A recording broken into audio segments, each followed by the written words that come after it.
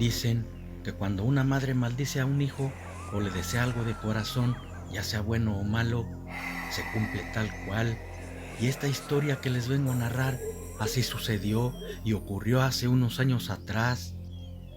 En ese entonces yo solo tenía algunos 10, hoy tengo 26, mi nombre lo dejaré en discreción y lo que a continuación cuento le ocurrió a mi tío, un hermano de mi mamá. Cuando yo tenía la edad que ya mencioné, el tío Rolando era muy rebelde con mi abuela, siempre la insultaba, le hablaba feo y le quitaba hasta su dinero, nunca la respetaba, andaba de fiesta en fiesta borracho y de Don Juan con las mujeres, aunque nunca tomó a ninguna en serio porque nomás obtenía lo que quería, luego las botaba. Además era un mantenido, no trabajaba, ni siquiera ayudaba en su casa, era un prángano y lo peor del caso, que siempre le quitaba el dinero a mi abuela para sus vicios. En sí, hacía lo que le daba la gana, siendo un vago cualquiera. Mi mamá, una tía él y yo vivíamos con la abuela en un pueblo llamado Maripa por Venezuela. Todos en esa comunidad se dedicaban a la agricultura y pesca, pero también el pueblo tenía muchas leyendas, se contaban historias de aparecidos. Algunos decían que salían cosas horribles en las noches por las calles asustando a la gente nochera, sobre todo en la escuela. Ese lugar era una zona que cuando caía la noche se tornaba bastante lúgubre y salían cosas sobrenaturales. Aún así, mi tío siempre andaba de madrugada en los vicios con sus amigotes. Nunca le había sucedido nada paranormal, por eso no creía en esas cosas. Un día le estaba pidiendo, más bien exigiéndole dinero a mi abuela para irse a tomar a una fiesta, pero ella, cansada de sus abusos, no le quiso dar nada. Entonces se enojó y la empezó a insultar muy feo, al grado de levantarle la mano para darle un golpe. Fue cuando la abuela le dijo: Nunca levantes la mano a tu madre para golpearla. Malagradecido. Ese es el peor de los pecados. Algo imperdonable. Ahora como castigo, pido que te salga el diablo y te meta en cintura para que aprendas a respetar a tu madre. Mi abuela lo dijo con una seriedad que a nosotras se nos erizó la piel al escucharla. Sin embargo, entendimos sus razones. Literalmente ya le había llenado el buche de piedritas con todo lo que le hacía y reventó encorajinada.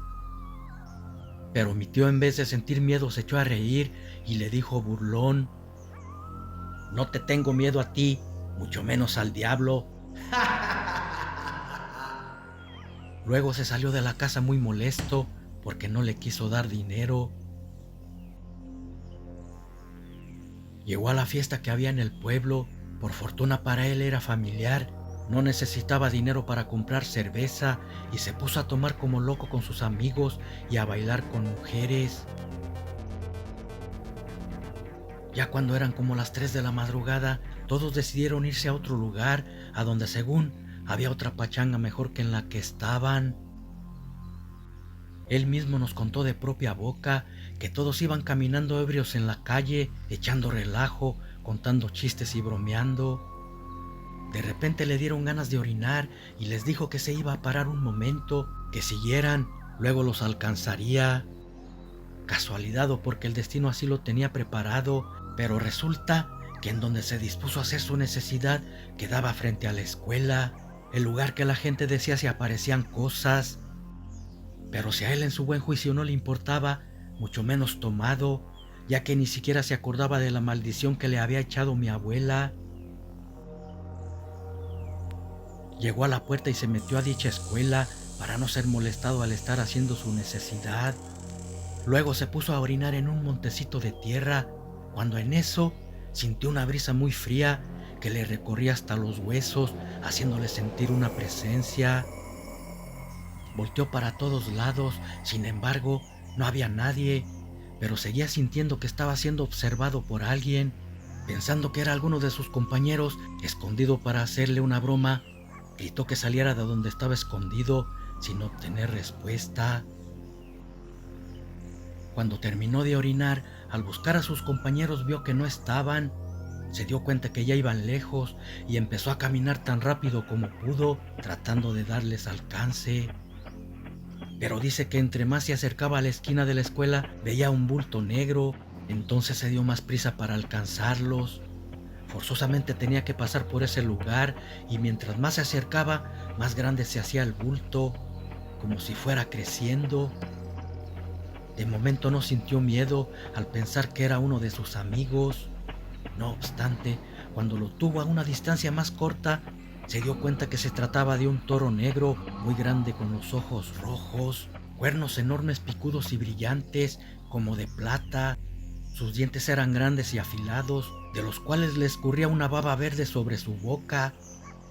Cuando lo vio se dio cuenta que no era algo de este mundo y asustado giró su cuerpo para regresarse, pero por el mismo miedo tropezó y cayó, lastimándose un pie. Así se levantó y empezó a correr como pudo. El toro empezó a perseguirlo muy rápido. Era muy escalofriante porque en vez de mugir, emitía una risa macabra, haciendo que sus pelos se le pusieran de punta. Luego de percatarse que el toro lo iba a alcanzar, al ir pasando por una casa se metió en ella para esconderse en el patio. Había unos tambos de agua y se ocultó tras de ellos, pero el toro parecía saber en dónde estaba escondido porque miraba fijamente hacia los tambos, raspando el suelo con sus pezuñas. Bufaba espeluznantemente y mi tío literalmente estaba muerto del miedo. Pasaron unos minutos, los cuales se le hicieron eternos. Después quedó todo en silencio. Se asomó por entre los tambos y vio que aquel engendro ya no estaba, había desaparecido. Entonces salió de su escondite, dispuesto a marcharse para alcanzar a sus compañeros. Mas cuando estaba en el camino, miró que se movía algo entre una maleza y vio que de entre ella salía el toro bufando. Estaba esperándolo. Lo miraba con sus ojos rojos, ardientes. Dijo mi tío que no supo cómo saltó un gran muro de bloques y se fue corriendo sin importarle el dolor que sentía en su pie torcido. El toro seguía atrás de él muy de cerca. Ya no bufaba ni mugía. Aterrado escuchó que le decía con una voz bien terrorífica: Eso es para que hagas caso a tu mamá y no la desobedezcas. Ella me invocó para castigarte y aquí estoy, mal hijo. Mi tío dice que no sabe cómo llegó a la casa y empezó a tocar fuerte la puerta. En cuanto mi abuela le abrió, entró como alma que lleva el diablo, muy asustado. Parecía que los ojos se le querían salir y gritaba: ¡Mamá! ¡Mamá!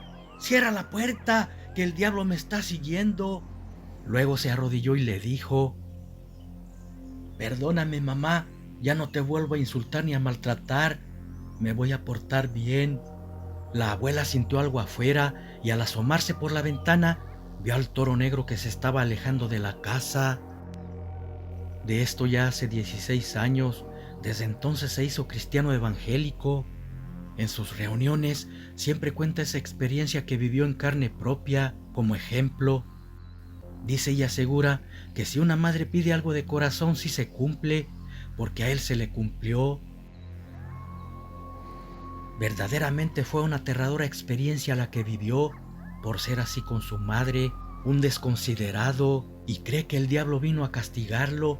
Levantarle la mano a una madre no tiene perdón de Dios, mucho menos tiene el perdón del diablo. Piensa que si le hubiese pegado, no solo vendría para asustarlo, tal vez se lo hubiera llevado al infierno. Han sucedido casos en los que el diablo viene reclamando el alma de un hijo para llevárselo porque la madre les echó alguna maldición. Los deseos de una madre se cumplen, sean buenos o malos. Por eso hay que tener cuidado con una maldición de ella cuando es solicitada de corazón.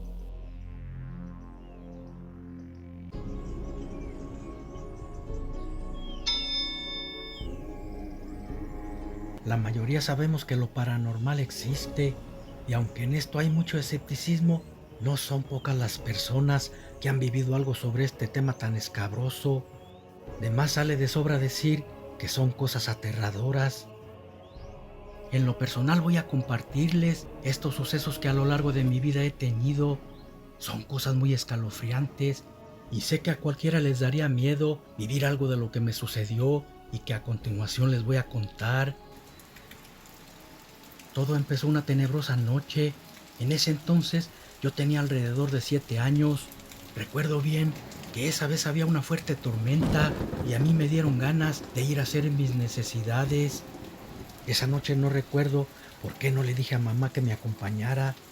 Creo porque ella estaba dormida y aunque tenía mucho miedo ir sola, no la desperté.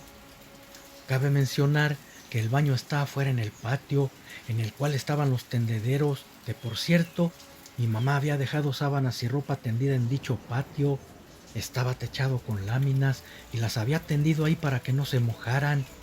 Las grandes gotas al caer de la lluvia se oían muy fuertes en las láminas, agregándole los truenos de los rayos que tornaban el ambiente más escalofriante. Yo miraba desde adentro del baño todo, veía cómo se movían las sábanas por el fuerte aire que hacía. Asemejaban fantasmas volando en mi alrededor cuando iba pasando entre ellas. Hasta se me enredaban en el cuerpo, parecían querer llevarme al inframundo y eso me causaba más miedo. Debo decirles que a mí no me dan miedo los truenos ni los relámpagos, pero sí cuando cae uno. Al iluminar nuestro entorno siento terror porque creo ver sombras y a veces las imágenes son terroríficas. Esa ocasión, ya estando dentro del baño, en el que por cierto no tenía luz, había dejado la puerta abierta por lo mismo de mi miedo. En eso, de repente cayó un rayo y al iluminarse por completo el cielo, las sábanas que estaban tendidas se vieron impregnadas de sangre. Incluso corría por ellas, veía la viva sangre correr hasta formar un charco en el piso. Aterrada cerré mis ojos, tapando la cara con mis manos. Unos momentos después los abrí y miré que las sábanas estaban normales, muy blancas, como si no hubiese pasado nada. Por mi corta edad, no comprendía del todo lo que había sucedido. Sin embargo, desde ese día seguí viendo cosas, como si ese escalofriante suceso hubiese activado mi sensibilidad para poder presenciar lo paranormal. Con el pasar de los años veía sombras, escuchaba voces, miraba moverse las cosas y todo eso fue causando un trauma muy fuerte para mí, a tal grado que hoy día no puedo dormir a oscuras. Con decirles que ni siquiera puedo ver películas de terror. Mi gran miedo o fobia desde entonces es a la oscuridad. En cierta noche que ya estaba en mi habitación por dormir, mis juguetes empezaron a encender solos. Entre ellos tenía una muñeca que patinaba y se prendió sola. Una noche se encendió y comenzó a dirigirse hacia mí patinando. Era muy escalofriante porque a pesar de que tenía su cuello rígido, giraba su cabeza para los lados. Aterrorizada empecé a gritar fuerte. Mi madre, molesta, pensando que estaba jugando a esas horas, fue a mi cuarto y me dijo que apagara los juguetes o me daría una buena con la chancla. No era horario para estar jugando con ellos. Le dije que yo no los había encendido y tampoco estaba jugando. Creyendo que estaba diciendo mentiras, tomó a la muñeca para apagarla y miró que no tenía baterías. Ninguno de los que estaban prendidos tenían. Fue entonces cuando mi mamá creyó lo que le decía. Ahí entendió del por qué ningún psicólogo o psiquiatra pudieron quitar mi fobia. Porque en un principio mis padres creyeron que lo imaginaba o simplemente que todo era inventado por mí. 2 años de tratamiento no sirvieron de nada. Eran cosas de casi todos los días. Ya ni quería dormir sola, o si lo hacía, era con la luz encendida de mi habitación. En otra ocasión, en ese tiempo ya había cumplido los 11 años. Ese día al llegar la noche me fui a dormir. Al acostarme dejé el foco prendido y cuando me dormí, alguien la apagó. Supusieron que no tendría miedo, ya que mi hermano se había quedado a dormir conmigo.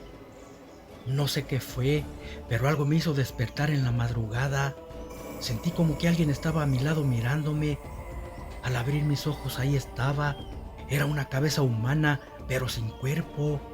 Me asusté tanto que empecé a gritar eufórica, tirándole golpes con mis manos y pies, por lo que se despertó mi hermano, quien al momento también la vio y con mucho miedo comenzó a gritar junto conmigo. Al escuchar nuestros gritos, llegó mi mamá y al prender la luz no había nada. Aquella tenebrosa cabeza ya había desaparecido. A mi hermano y a mí nos encontraron temblando por el suceso tan escalofriante que habíamos vivido. Otro punto más para que mis padres me creyeran que lo que me sucedía era real. Por un tiempo dejé de ver y sentir cosas, hasta pensé que ya dejarían de sucederme, pero no fue así, porque un día cuando ya había cumplido 13 años, mi abuelita me mandó a comprar petróleo. Era muy inocente, como cualquier niño a esa edad. Entonces, sin pensar en lo que podía ocasionarme lo que estaba por hacer, gasté algo del dinero y para que mi abuelita no se diera cuenta, compré menos petróleo y le puse agua pensando que no lo notarían. Luego fui a una tienda y con el dinero que había tomado, compré un puño de dulces. Cuando venía de regreso, casi llegando al portón, ahí se me apareció un gato negro, pero no era un gato cualquiera, porque además de que le brillaban los ojos como la lumbre, este se estiraba de un lado para otro como si fuera de chicle. Aterrorizada, llorando de miedo, me puse a rezar lo que pude recordar. El miedo me hacía olvidar todo. Al ver que seguía allí, le arrojé los dulces que había comprado y aquel ente terrorífico los devoró en cuestión de segundos sin quitarle siquiera el plástico. Luego que terminó de tragarlos, el gato se desapareció ante mi mirada. No me quedó más remedio que contárselo a mi mamá y a la abuelita. Aunque no me pegaron, sí me regañaron, diciendo que eso me había sucedido por haber tomado dinero que no era mío. Desde entonces no volví a tomar nada que no me perteneciera. Como les dije antes, a lo largo de mi niñez me sucedieron cosas tan espeluznantes que a cualquiera le causarían terror y más a una niña como yo.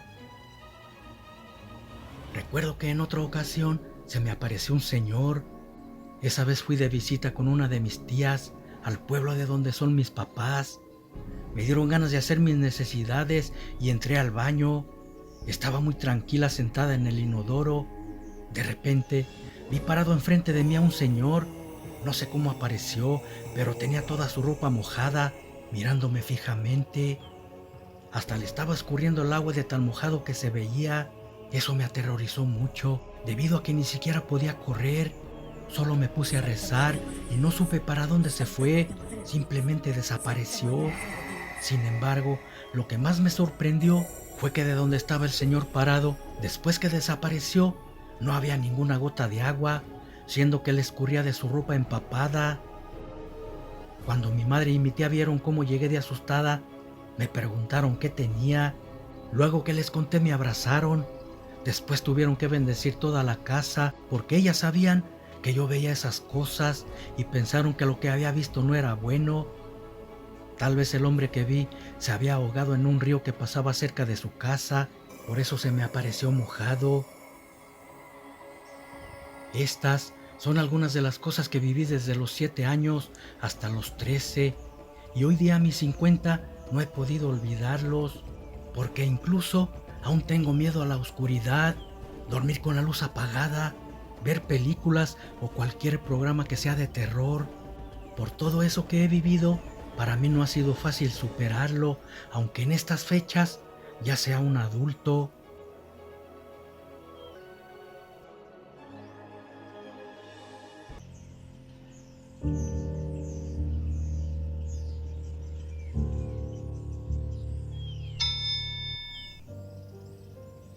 Era una vivienda de recursos ni bajos ni altos, donde vivía una pareja. Tenían 10 años de haberse casado y aunque económicamente estaban bien, no eran del todo felices, ya que en esos 10 años de estar juntos no se les había concedido la dicha de tener un hijo, y era justo lo que necesitaban para llenar ese hueco que había en su hogar. Al parecer así sería por mucho tiempo, ya que ella no podía concebir debido a una malformación en sus ovarios. Milka era la que más sufría porque se quedaba en una total soledad cuando su esposo se marchaba a su trabajo. Sin embargo, tratando de hacer más llevadera su vida en aquella fría soledad, buscaba más cosas que hacer para entretenerse, y así pasar el tiempo más inadvertido para ella. Fue como aprendió a tejer y a bordar a mano con hilo de estambre. Pasaba horas haciéndolo, hasta que llegaba su marido de trabajar, dejaba de tejer para darle su merienda y atenderlo. Era tanta la soledad que sentía, hasta que un día, sin pensarlo siquiera, tejió un muñeco de estambre. No estaba en sus pensamientos hacerlo, pero su esmero fue tanto en ello que increíblemente le había quedado casi perfecta la forma de un niño. Y era muy extraño. Tal vez su misma obsesión por tener aquel hijo deseado habían guiado sus manos para que le quedara así de perfecto. Luego también le tejió su ropa o chambritas, como les decía ella. Después lo vistió y lo sentó en una silla a un lado suyo, y desde ese día empezó a platicar con él. Le platicaba como si fuera el hijo que no podía tener. Así pasó el tiempo, y en aquel muñeco descargaba todas sus penas. Hablaba con él como si le escuchara y le entendiera. Le decía que le gustaría cobrar a vida para que fuera el hijo que se le había negado, y que si ella tuviera el poder, le daría su corazón para que él cobrara vida en ese cuerpo. Ya hasta le había puesto un nombre y lo llamó Benigno. Ese nombre significaba para ella como una bendición por haber llegado a su hogar y a su vida. Pensaba que el nombre de Benigno era lo contrario al maligno. Pero las cosas empezaron a cambiar. Estaba tan atenta con Benigno que empezó a desatender a su marido. El muñeco acaparaba todo su tiempo, y con ello llegaron las peleas. Los pleitos y los insultos eran cada vez más fuertes. Su esposo culpaba a aquel muñeco, la amenazaba con desbaratarlo, tirarlo al fuego para que se quemara y terminaran los problemas. Pero ella le contestaba enfurecida que si se atrevía a hacerlo, lo pagaría muy caro. Parecía como si aquel muñeco se había influenciado por completo de Milka, así como de la esencia de la casa, generando malas energías entre ellos para que pelearan. Una noche, cuando ya estaban dormidos, ella despertó por causa de un ruido que venía de la sala donde siempre dejaba al muñeco sentado en aquella silla. Mas cuando fue a ver de qué se trataba el ruido, miró que la silla donde ponía el muñeco estaba tirada, y al buscarlo no lo encontró por ningún lado. Pensando que su esposo había cumplido su amenaza de tirarlo, enojada se dirigió a la habitación para despertarlo y reclamarle por lo que había hecho. Pero al llegar a la cama lo vio completamente dormido, lo cual significaba que él no podría haber sido quien lo hizo. Aún así le quitó la cobija para despertarlo. Al hacerlo, miró que ahí estaba el muñeco en la mitad de la cama, y claramente vio que Benigno le sonreía. Aunque aquello la hizo estremecer de escalofríos, buscó una respuesta lógica, pensando que su esposo, para hacerle alguna broma, lo había puesto allí. Tratando de no darle importancia, lo volvió a llevar a la sala y se volvió a acostar, sin poder dormir esa noche por el susto. Al día siguiente no le dijo nada a su esposo de lo que había sucedido, y él se fue sin despedirse siquiera. Iba molesto por lo sucedido en la noche. Así era de un tiempo atrás, ya se estaba haciendo rutina. Rato después, cuando ella terminó con sus labores cotidianas, se sentó a un lado del muñeco y empezó a platicar con él como lo hacía todos los días. Pero esta vez sería diferente.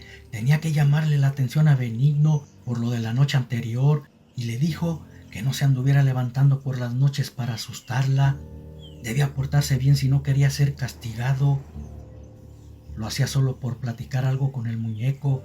Sabía que aquel ser inanimado de estambre no le podía contestar, ya que no tenía vida. Pero, ¿cuál sería su sorpresa al ver que aquel inerte muñeco poco a poco giró su cabeza hacia ella, diciéndole mamá, al mismo tiempo que en su rostro dibujaba una sonrisa malévola con sus ojos completamente oscuros? Ella se paró como impulsada por un resorte, incapaz de creer lo que estaba viendo. Así se estuvo quieta por unos minutos para ver si el muñeco volvía a tener otra reacción, pero no lo hizo. Después, temblorosa, tomó al inerte muñeco sacudiéndolo, pensando que solo había sido una macabra broma causada por su imaginación. Lo volvió a poner en la silla y nerviosa se fue a la cocina. Debía preparar la comida, ya que su esposo no tardaría en llegar y no deseaba pelear con él. Por otro lado, eso le serviría de distracción para olvidar lo sucedido. Pero aún no terminaba de hacerlo cuando empezó a escuchar pasos apresurados, risas y una tenebrosa voz de niño que le decía: Mamá, vente a tejer y a platicar conmigo. Ya no me regañes. Prometo portarme bien. Te estoy esperando. Era increíble que lo que antes pedía con su corazón ahora le causaba un terror indescriptible. Solo atinó a tomar un crucifijo, agua bendita y un cuchillo de la mesa para ir a ver quién había dicho eso, aunque ya se imaginaba quién lo estaba haciendo. Al dirigir su mirada hacia la silla donde había dejado el muñeco, lo primero que vio fue la silla vacía. El muñeco no estaba en ella.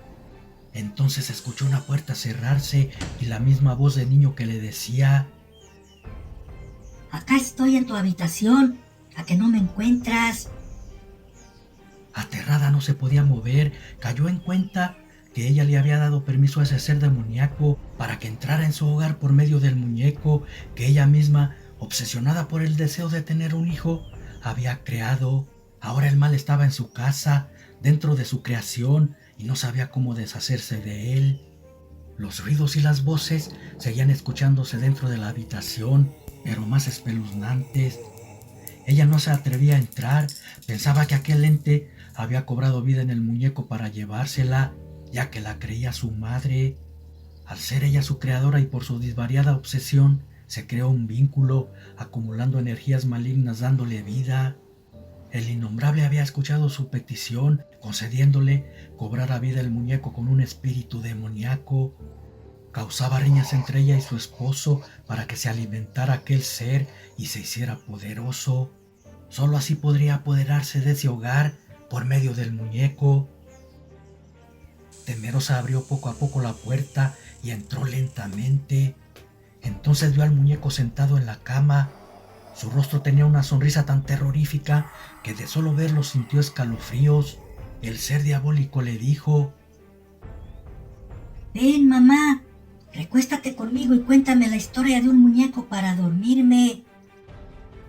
Ella obedeció como un autómata y, temblorosa por el horror, se sentó en un borde de la cama junto a él y empezó a contar su propia historia.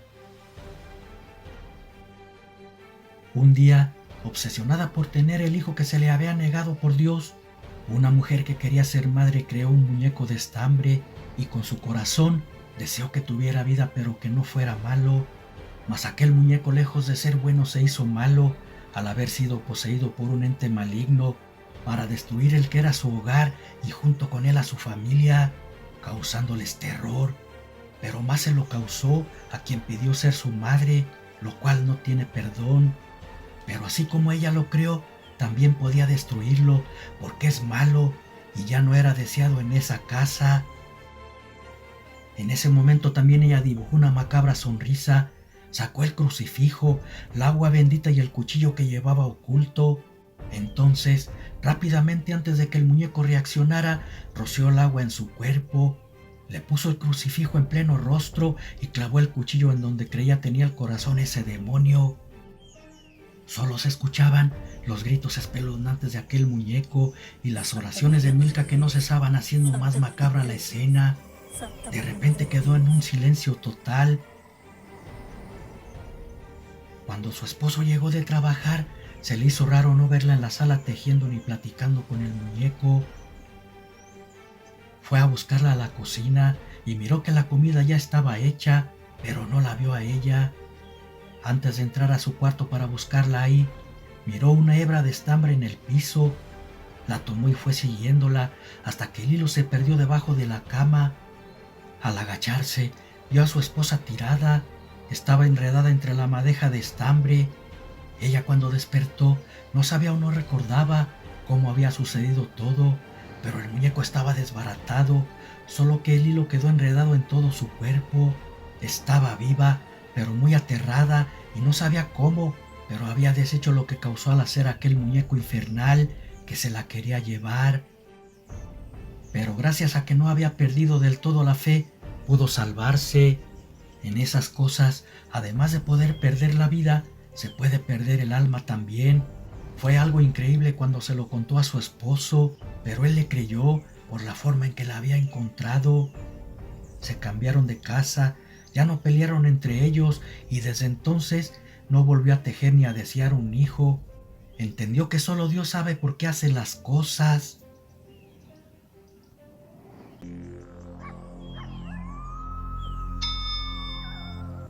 ¿Qué tantas clases de seres no conocidos habitarán nuestro planeta? Tal vez nunca lo sabremos a ciencia cierta. Mucho se habla sobre la existencia de animales bestiales y seres extraños como hombres lobo, vampiros, el abominable hombre de las nieves o yeti, sirenas monstruosas, así como seres venidos de otros mundos, extraterrestres entre muchos más. Algunos han sido capturados, al menos de este último mencionado, pero los ocultan, según porque aún no estamos preparados para entender lo que viene de otros mundos o dimensiones. Las evidencias en redes sociales no son suficientemente claras para tomarlas como veraces, ya que los videos o imágenes por lo regular se ven borrosos, sin claridad, siendo la razón por la que no se les puede dar credibilidad. No obstante, solamente quien lo vivió en su momento sabe que aquello que presenció fue real, y esto que voy a contar es parte de ello. John Vargas era un hombre que le gustaban las emociones fuertes. Él mismo las buscaba, acentuándose en lugares inhóspitos, a donde muy poca gente se atrevía a llegar. Montañas peligrosas, difíciles de escalar, islas inhabitadas, perdidas en la nada, mares peligrosos. El Triángulo de las Bermudas ya lo había cruzado por 2 ocasiones, y no era por fama ni dinero, lo hacía porque le gustaban las aventuras fuertes. En sus travesías aseguraba haber visto seres fantásticos que nadie nunca había presenciado. Tenía fotos y videos de ello, pero como lo dije antes, por alguna razón salían borrosos, por eso pocos o casi nadie creían que eran reales. Pero, ¿por qué mentiría si él no buscaba fama ni dinero? Mi manera de pensar es que si no he tenido ninguna experiencia sobre esto, no puedo cerrarme a que no pueda ser real. ¿Por qué negar su existencia? Si muchos de nosotros tal vez nunca hemos estado en un lugar así, donde quizás los habitan seres inimaginables. Este hombre había recorrido más de medio mundo, pero le faltaban algunos que eran extremadamente peligrosos. Uno de ellos era el Himalaya, la monstruosa montaña cubierta de nieve que se encuentra en el Tíbet. Se decía que quienes se habían atrevido a visitarla, pocos regresaban con vida y nunca más volvían. Sus peligros no solo consisten en su altura, ni en el extremado frío que hace por su abundante nieve. También se decía que esa fría montaña rodeada de pinos la habitaba un descomunal ser con forma de mono, denominado como el abominable hombre de las nieves, o el Yigo, nombre común para los tibetanos. Vargas sabía sobre la leyenda del Yeti y de los peligros que generaba ese mito, en grado caso de ser real, pero aún así no desistió de hacer esa temeraria expedición y un lunes por la mañana abordó un jet y partió rumbo al oriente. Después de mucho tiempo, arribó al aeropuerto Lasha-Gongar de China. Luego buscó un guía para que lo llevara a la comunidad que se encontrara más cerca del Himalaya, pero nadie quería. Temían de solo escuchar el nombre. Empezó a creer que la leyenda del Yeti era real por su temor, además de que el camino hacia las aldeas más cercanas a esas montañas en esos tiempos eran casi intransitables por las abundantes tormentas de nieve. De repente se le acercó un hombre, se veía algo rudo. El tipo le dijo que él lo llevaría hasta Varabangal, la aldea más cercana al Himalaya, por una buena suma de dinero. John no tenía alternativa y aceptó. Un guía era lo que andaba buscando, sin importar lo que le cobrara. Aquel hombre preparó 3 caballos, uno para los víveres y cosas que necesitaban para campamentos, los otros 2 para montarlos. La travesía era lenta, por la nieve los caballos apenas sí podían caminar. Cada ciertas horas acampaban para descansar bestias y ellos también se alimentaban un poco. Su jornal era lento debido a lo extremo del lugar. Después de 3 días de camino, pasaron por un santuario de nombre Manalí. Entonces el guía le dijo que en día y medio llegarían a Barabangal, una aldea envuelta de leyendas, sobre todo la del abominable hombre de las nieves. Vargas, cuando escuchó nombrarlo, se interesó y le preguntó en qué se basaban con ese mito. El aldeano respondió que no era mito, su historia era real.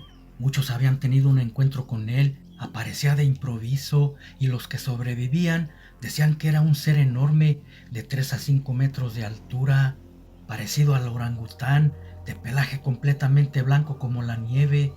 Se camuflaba con la blanca montaña, por eso era casi invisible. Muchos habían intentado cazarlo, pero nadie regresaba. Vargas quedó impresionado por lo que el guía le había contado. Unas horas después, al estar por oscurecer, le dijo que debían acampar. Tenía que amarrar bien a los caballos de un pino para que no huyeran por la tormenta de nieve que estaba por caer. Mientras que Vargas ataba a los equinos, el guía hacía el campamento, poniendo una casa de campaña para 2 personas con una gruesa lona. Calentarían café con una estufa portátil y cenarían trozos de carne seca, y al amanecer seguirían su camino.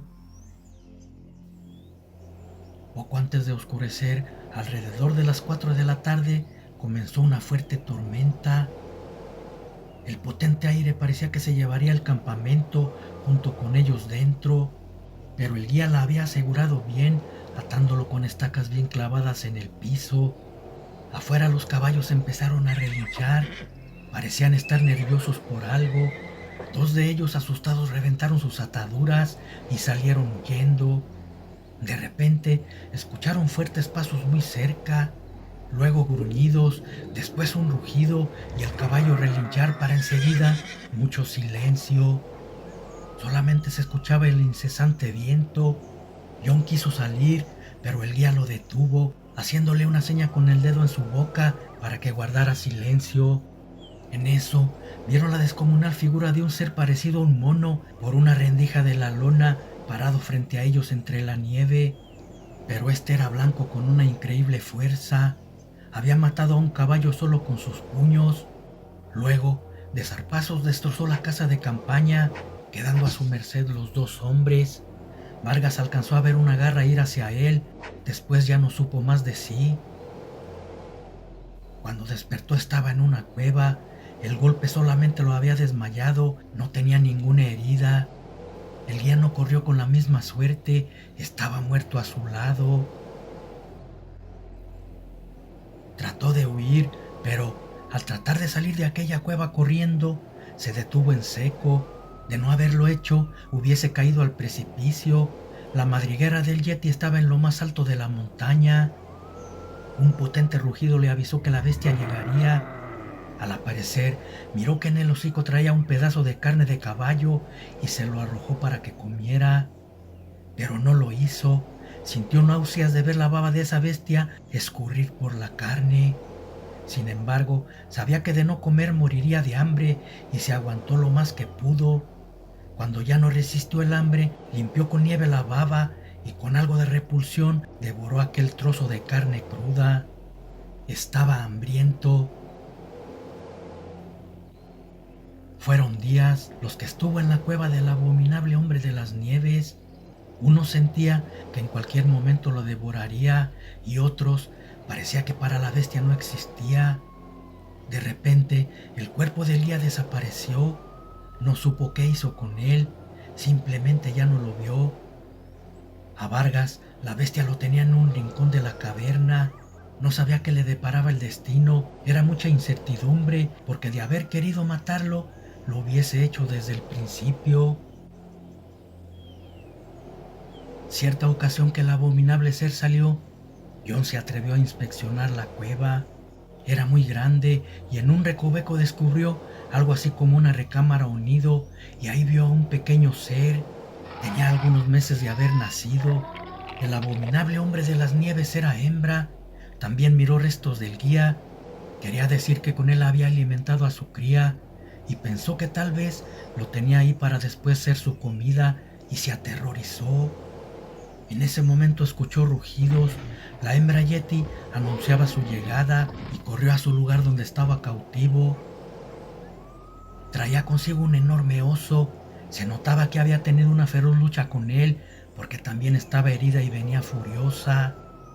Vargas trató de acercarse, pero la bestia de un manotazo lo apartó. Quiso abalanzarse hacia él para destrozarlo, pero al momento de hacerlo se contuvo. Algo muy dentro de la bestia la hizo racionar. Parecía por momentos ser un animal pensante. Destrozó al oso, arrojándole cerca de John un gran trozo de carne. Tomó otra parte y se la llevó al interior de la cueva. Vargas imaginó que era para alimentar a su cría. John no tenía más remedio que comer lo que se le daba o moriría de inanición. Cuando la yeti regresó, él miró que sus heridas sangraban mucho.